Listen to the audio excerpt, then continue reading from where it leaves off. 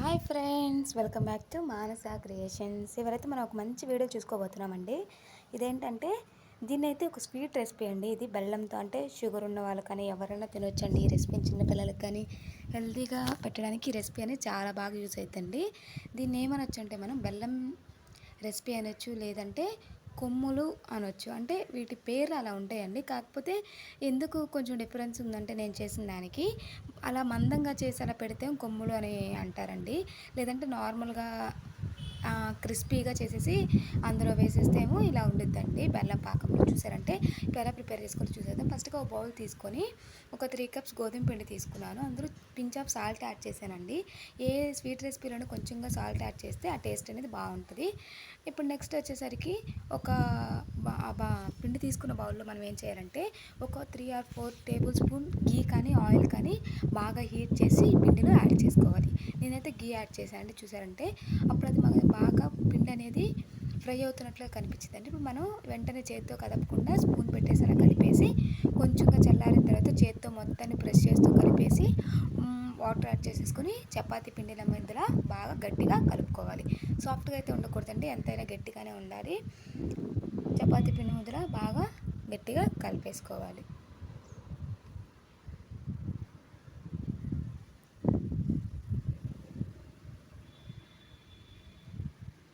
బాగా మొత్తంగా గట్టిగా చపాతీ పిండిలా కలిపేసేసుకోవాలి. చూడండి, అలా ప్రెస్ చేస్తే మనకంత సాఫ్ట్గా ఉందో అర్థమైపోతుంది. ఇప్పుడు నెక్స్ట్ ఏం చేయాలంటే మనం కొంచెం కొంచెంగా పిండిని పార్ట్స్గా డివైడ్ చేసేసుకొని ఒక ముద్దను తీసేసుకొని పిండి అప్లై చేసేసుకొని నీట్గా రోలర్ పెట్టి రోల్ చేసేయాలండి. 1/2 ఇంచ్ మందంలో రోల్ చేయాలండి. పలచగా అయితే అస్సలు రోల్ చేయకూడదు. మరీ థిక్గా రోల్ చేసినా కూడా నేను చేసినట్లు క్రిస్పీగా అయితే రావండి.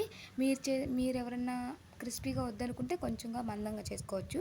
నేనైతే క్రిస్పీగా బెల్లం పాకంలో వేస్తే చాలా టేస్టీగా ఉంటాయని చేస్తున్నానండి. చూసంటే 1/2 ఇంచ్ మందంలో ఇలా రోల్ చేసేసుకోవాలి మొత్తాన్ని.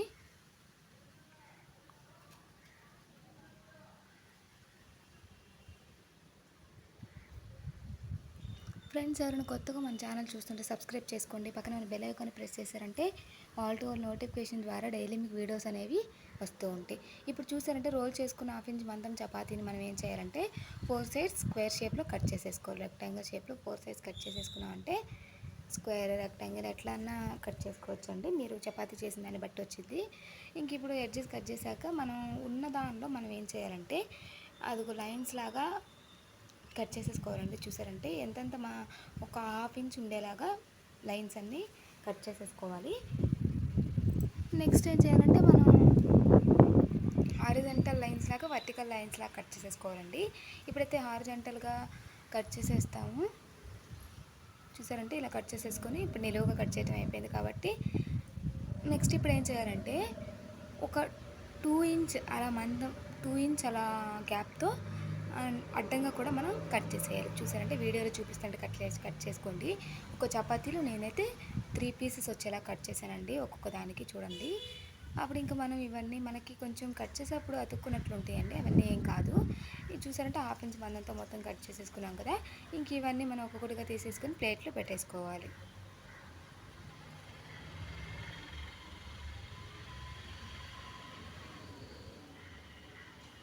చూసారంటే మొత్తం ఒక్కొక్కటిగా ఇలా ప్లేట్లో తీసి పెట్టేసుకోవాలి. ఇలాగే మిగతా చపాతీస్ అన్నీ మనం ఇలాగే రోల్ చేసేసుకొని నెక్స్ట్ కట్ చేసేసుకోవాలండి. స్క్వేర్ షేప్లో చేసేసుకొని ఎడ్జెస్ కట్ చేసి నీట్గా కట్ చేసేసుకోవాలి.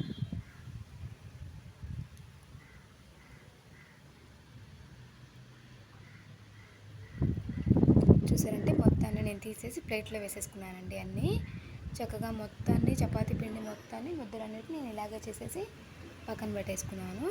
ఇప్పుడు ఇంకా నెక్స్ట్ చూసారంటే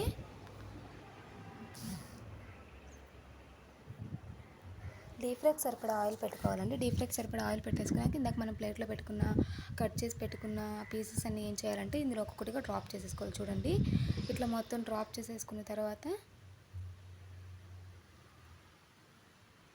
ఇలా ఒక్కొక్కటిగా డ్రాప్ చేశాక మనకి ఇలా గోల్డెన్ కలర్లో కన్నా కొంచెం ఎక్కువగా డీప్ ఫ్రై అవ్వాలండి. ఎందుకంటే గోల్డెన్ కలర్ అంటే ఏమైందంటే కొంచెం మెత్తగా అయిపోతాయండి, సాఫ్ట్గా.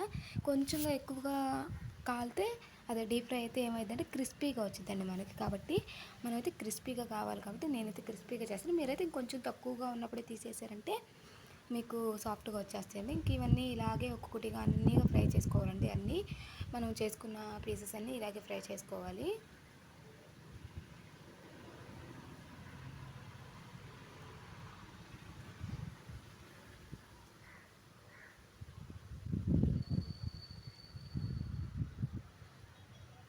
ఇలాగే మొత్తాన్ని మిగతా బ్యాచెస్కి అన్నీ ఫ్రై చేసేసుకోవాలి. నెక్స్ట్ ఇప్పుడు ఒక బౌల్ తీసుకొని మళ్ళీ ఏం చేయాలంటే మనం 4 కప్స్ గోధుమ పిండి తీసుకున్నామండి. మనం ఏం చేయాలంటే 4 కప్స్కి 3 కప్స్ బెల్లాన్ని యాడ్ చేసుకోవాలి. బెల్లాన్ని కాదంటే మీరు షుగర్నైనా వేసుకోవచ్చు, ఈ ప్లేస్లో ఇబ్బంది ఏం లేదు.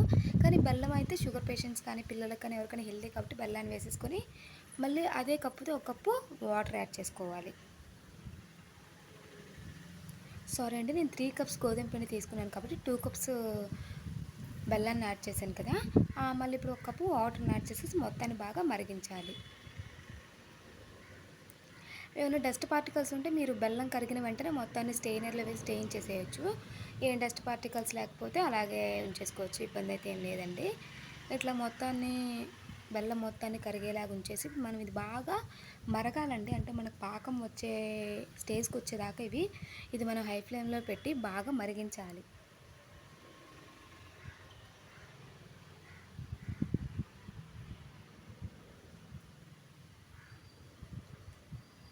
చూసారంటే ఇలా మనకి కొంచెం కొంచెంగా బాయిల్ అవుతుంది, చూడండి ఎట్లా ఉందో. కానీ మధ్యలో మనం కలుపుతూ ఉండాలంటే, ఎందుకంటే అలా వదిలేసామంటే ఏమైందంటే ఇది అంటే కింద ఉన్నదే పాకంలాగా అయిపోయే ఛాన్సెస్ ఉంటాయి. కాబట్టి అట్లా ఏం కాకుండా ఈక్వల్గా ఈవెన్గా మొత్తాన్ని స్ప్రెడ్ చేసేసి కలిపేసేయాలి. ఇప్పుడు కొంచెంగా ఇందులో యాలకుల పొడి యాడ్ చేసుకోవాలంటే, చూసారంటే ఒక 2-3 యాలకులను దంచేసి వేసుకుంటే మంచి ఫ్లేవర్ వస్తుందండి ఇలాచీ అనేది. చూసారంటే ఇట్లా ఫ్లేవర్ వచ్చేలాగా బాగా మొత్తాన్ని కలిపేసేయాలి. చూడండి మనకి ఈ స్టేజ్లో కానీ చూసామంటే మనం కొంచెం లైట్గా జిగురుగా ఉంటుంది అంతే అండి. ఇంకొక 5 మినిట్స్ ఆగినాక బెల్లం అంతా కరిగిపోయిన తర్వాత చూస్తే కొంచెంగా మనకి పాకం అయితే వచ్చింది. ఆ స్టేజ్లో అయినా మీరు వేసేసుకోవచ్చు, లేదంటే ఇంకొంచెం పాకం బాగా వస్తే బాగుంటుంది అనుకుంటే ఇంకొంచెం టైం పట్టాక మొత్తంగా పాకం వచ్చిన తర్వాత కూడా అందులో యాడ్ చేసేసుకోవచ్చు.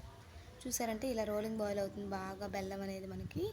ఇప్పుడు ఈ పాకంలో మనం ఏం చేయాలంటే పాకాన్ని మనం ఒక్కొక్క గిన్నెలో వాటర్ తీసేసుకొని, చూసారంటే ఇలా రోలింగ్ బాయిల్ అవుతుంది కదా బాగా పాకం. చూడండి ఇలా మనకు ఒక 15 మినిట్స్ అలా ఉండేసరికి పాకం అయితే మనకి ఇలా వచ్చేసింది. చూడండి ఇప్పుడు మనం ఏం చేయాలంటే ఒక బౌల్లో వాటర్ తీసేసుకొని ఆ పాకాన్ని కొంచెం ఇందులో వేసేసుకొని అలా గట్టిగా వచ్చేసి సాఫ్ట్ రౌండ్ బాల్ లాగా వచ్చేస్తే మనకు పాకం అనేది రెడీ అయిపోయినట్లండి. ఇంక ఇప్పుడు మనం దానిలో ఏం చేయాలంటే మనం ఇందాక ఫ్రై చేసి పెట్టుకున్న అవన్నీ ఉన్నాయి కదండి, గోధుమ పిండి బిస్కెట్స్ లాగా ఉన్నాయి కదండి, కొమ్ములు అంటారు, లేదంటే దీన్ని గోధుమ పిండి స్వీట్ అయినా అనొచ్చండి. ఇంక ఇవన్నీ ఇందులో యాడ్ చేసేసుకోవాలి. మనం చూసారంటే చక్కగా మొత్తాన్ని ఇందులో యాడ్ చేసుకోవాలి. ఈ మొత్తాన్ని ఇప్పుడు బాగా మిక్స్ చేయాలంటే, ఎందుకంటే చల్లారిపోయిన తర్వాత అయితే మనం మిక్స్ చేయడానికి ఉండదు. గట్టిగా పట్టేసుకొని మొత్తాన్ని కింద నుంచి పైకి పైనుంచి కిందకి తిప్పేస్తే మనకు ఆ పాకం అంతా మొత్తానికి పట్టిద్దండి. ఒకవేళ మీకు ఈ లోపే ఆరిపోతే మీరు ఏం చేయాలంటే స్టవ్ మీద పెట్టారంటే మళ్ళీ పాకం ఎప్పటిలాగా మళ్ళీ ఇందాక చూసినలాగా పాకం వచ్చిందండి. అది గట్టి పడిపోయిన తర్వాత అలా చేయాలండి. ఇప్పుడైతే అవసరం లేదు మనకి. చూసారంటే మొత్తాన్ని ఇలా కలిపేసుకోవాలండి. చూడండి ఎంత షైనింగ్గా కనిపిస్తున్నాయో.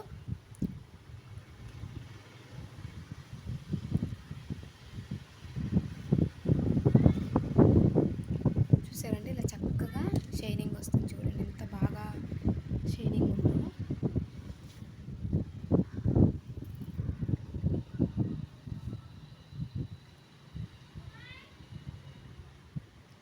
ఈ మొత్తాన్ని ఇలా మనం బాగా కలిపేసుకోవాలండి. చూసారంటే మొత్తం మిక్స్ అయిపోయింది మనకి.